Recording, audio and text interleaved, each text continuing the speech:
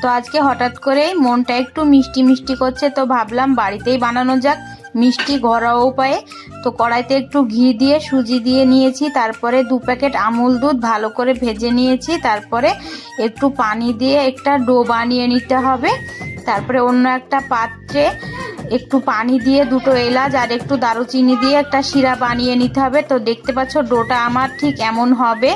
তো ডোটা আমার বানানো হয়ে গেছে। এখন কড়াইতে রিফাইন তেল দিয়ে মিষ্টিগুলোকে ভেজে নিয়ে রসে চুবিয়ে দিলেই তৈরি হয়ে যাবে ঘরোয়া উপায়ে সুজির মিষ্টি। তো একবার হলেও বানিও তোমরা, ভীষণ টেস্টি লাগবে। তো আজকের মতো এইটুকুই। আমার ছোট্ট ভিডিও তোমাদের ভালো লাগলে অবশ্যই লাইক, কমেন্ট আর শেয়ার করে দিও।